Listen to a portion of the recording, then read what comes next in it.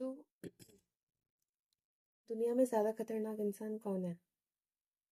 जिसको दुनिया से कुछ नहीं चाहिए, जिसको दुनिया से सिर्फ जिसको दुनिया में कुछ नहीं चाहिए, या जिसको दुनिया में सिर्फ एक चीज़ चाहिए।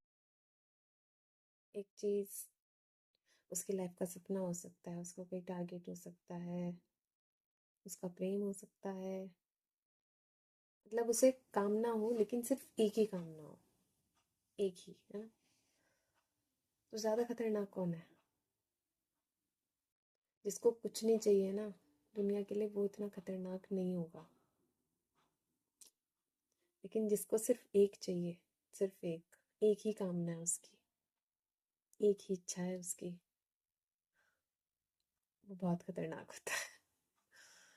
वो खतरनाक इसलिए होता है क्योंकि वो झुकेगा नहीं किसी भी चीज़ के आगे। उसको आप दुनिया की कोई भी चीज़ दे दो, कुछ भी दे दो, कुछ भी दे दो, लेकिन वो नहीं झुकेगा। झुक ही नहीं सकता जब तक उसकी वो शायद उसकी पहली और आखिरी कामना हो सकती है उस व्यक्ति की, जिसको भी वो एक चीज़ चाहिए होगी। वो उसका सपना भी हो सकता है, मंजिल भी हो सकता है। वो एक ही चीज़ जो उसे चाहिए हो, है ना? एक ही कामना।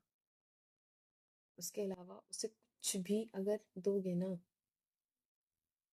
खुश हो ही नहीं सकता, वो संतुष्ट नहीं होगा, हो ही नहीं सकता। कि उसकी लाइफ में वो एक कामना ही उसका केंद्र उसका केंद्र होगी।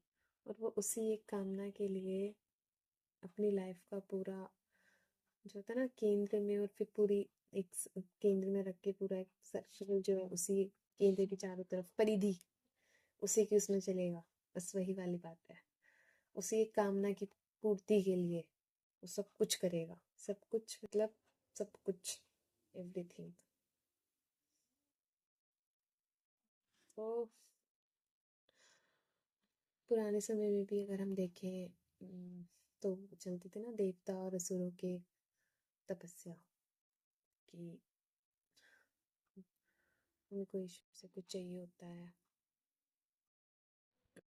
तो पुराने समय में हम शास्त्रों में पढ़ते हैं तो उसमें ये चलता है ना कि देवता और असुर होते थे और वो भगवान की तपस्या करते थे उससे वरदान मांगने के लिए ना। तपस्या करते थे ताकि उन्हें जिसकी भी तपस्या करते थे उससे वरदान मिल जाए।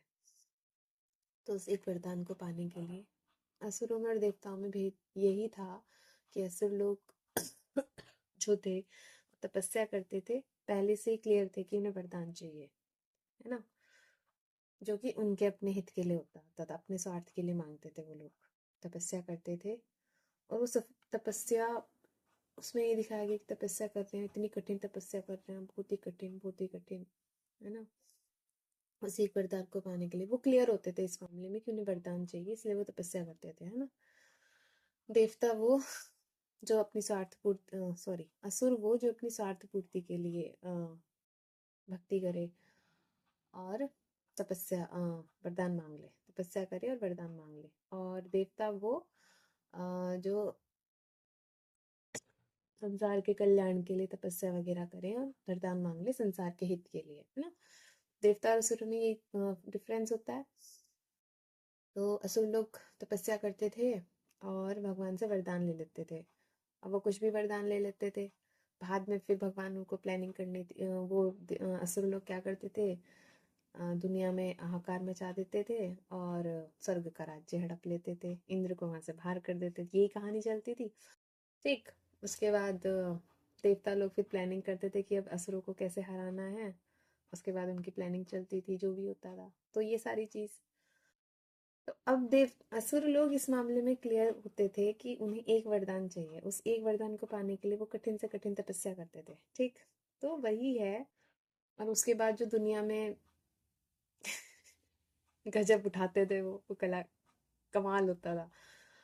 उसके बाद भगवान की प्लानिंग चलती थी, क्या करना है, कैसे करना है, जो भी है। ठीक।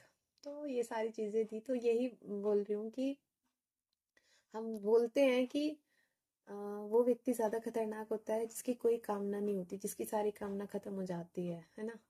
वो ज्यादा वो होता है खतरनाक। नहीं, वो खतरनाक नहीं होता, क्योंकि वो तो क्लियर है कि उसे कुछ नहीं चाहिए।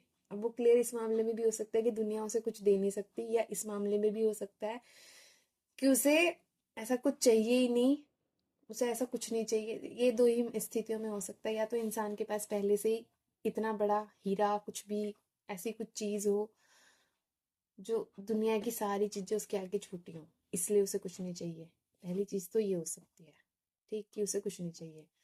दूसरी चीज ये होती है जिसे हम बोलते हैं सन्यासी वगैरह मुक्त हो जाते हैं, उन्हें दुनिया का मोह माया जो भी है सब चीज खत्म हो जाती है, उन्हें वैसे भी कुछ नहीं चाहिए होता, कि वो अपने में ही पूर्णता प्राप्त कर लेते हैं। एक वो हो सकते हैं, ठीक है।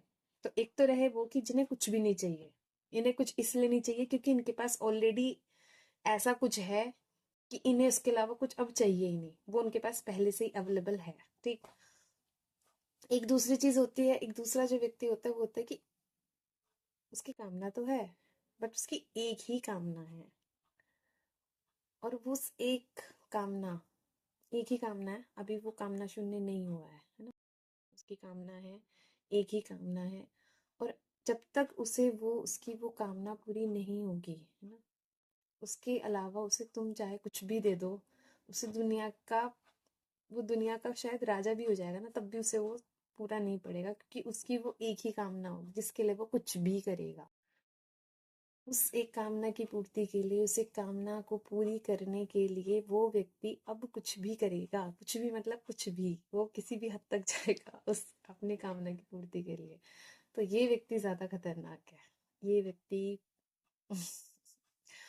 ये व्यक्ति हाई लेवल का गेम खेल सकता है, किसी भी नीति को किसी भी अनीति को प्रयोग कर सकता है, किसी भी नीति को चल सकता है, कुछ भी कर सकता है अपनी उस एक कामना को पूरी करने के लिए। तो क्वेश्चन ये है कि जो भी इंसान की अपनी अपनी कामना होती है, लेकिन फिर भी उसकी हम कहें वो भी उसकी तपस्या ही होगी यार एक तरह से, क्योंकि पता है क्यों, वो अपनी उस एक कामना को लेकर के इतना इतना फोकस्ड है, इतना संयमित है कि उसके अलावा उसे कुछ चाहिए ही नहीं, उसके अलावा उसे दुनिया दुनिया का बड़े से बड़ा ज्ञान, पैसा, धन, यश, प्रतिष्ठा, कुछ भी मिल जाए, लेकिन वो संतुष्ट नहीं होगा। वो हो ही नहीं सकता जब तक उसकी वो एक कामना पूरी नहीं हो जाएगी। भगवान जाने उस इंसान की वो कामना क्या है। मतलब है, हो सकता है ना ऐसे लोग जिनकी एक ही कामना हो, कोई कुछ भी हो सकती है ना। लेकिन वो कुछ भी करेगा, कुछ भी, किसी भी हद तक जाएगा, किसी भी हद तक। और उसको ये कह उसको हम ये भी नहीं कहा जा सकता कि वो गलत है, क्योंकि कामना तो यार हर इंसान की होती है। अब कुछ लोग ऐसे होते हैं कि दुनिया में उनकी कामनाएं खत्म नहीं होती, है ना।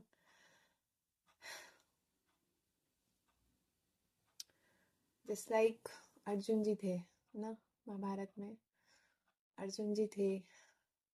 अर्जुन के पास सब कुछ था, है ना, इतने यशस्वी थे, इतनी कीर्ति थी, दुनिया के विश्व के सर्वश्रेष्ठ धनुर्धर थे, एक राज्य के जो वो थे राजा थे, उनके भाई थे, अच्छे खासे पद पर भी थे, शायद सेनापति थे शायद से, ठीक, सब कुछ बढ़िया था। उनके जैसा धनुर्धर कोई नहीं था, सब कुछ था उनके पास। लेकिन एक कामना उनकी भी थी, सब कुछ होने के बाद भी उनकी जो एक कामना थी,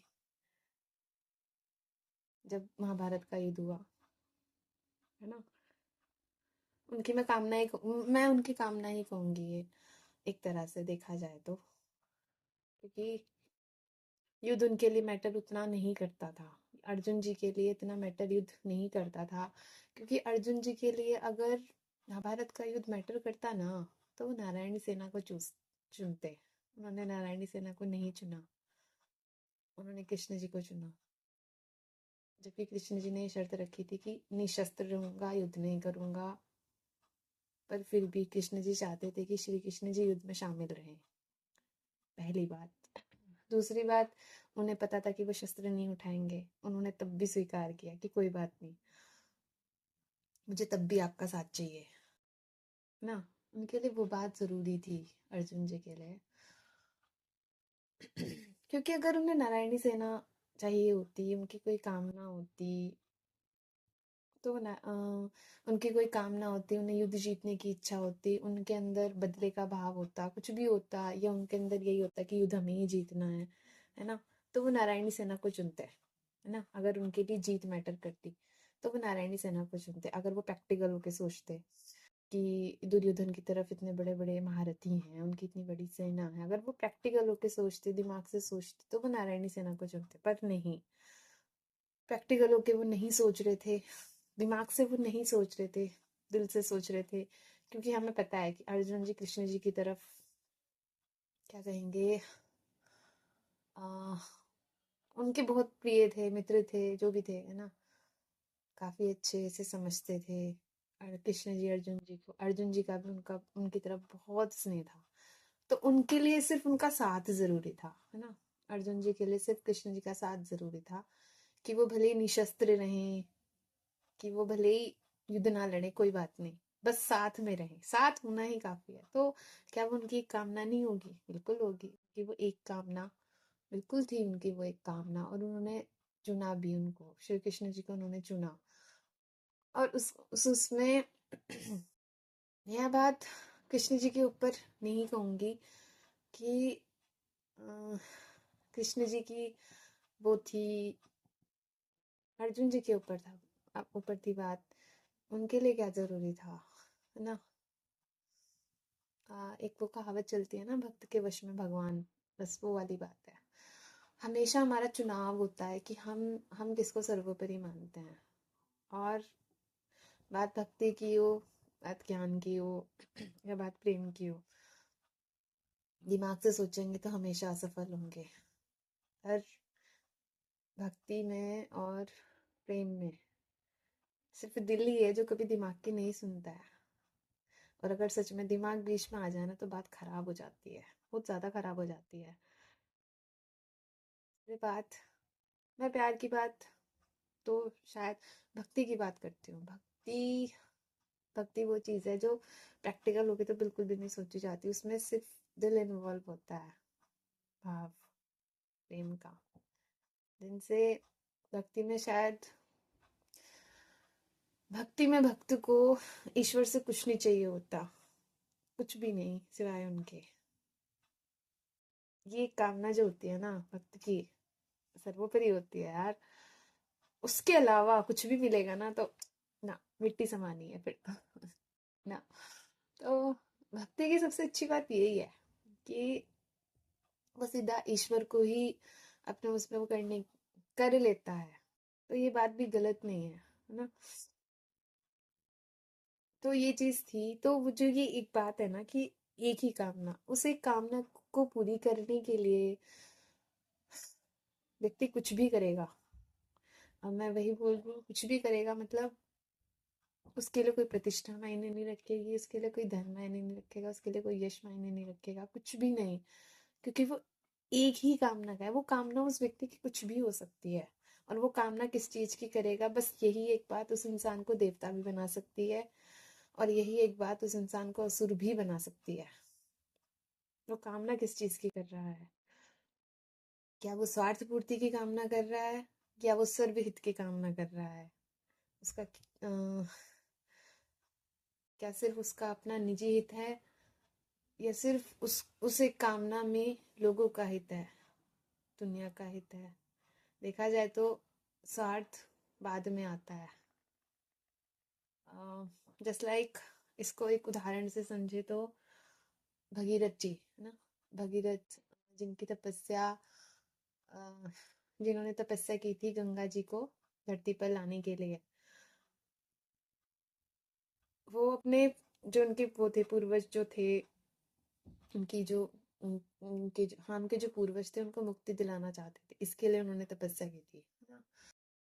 हालांकि ये विषय बहुत अच्छा है, इसके बारे में बाद में बात करेंगे। तो ये कामना की बात थी कि जिस व्यक्ति की एक कामना होगी ना, वो अपनी उस एक कामना की पूर्ति के लिए कुछ भी करेगा। तो ये वाली बात है बस।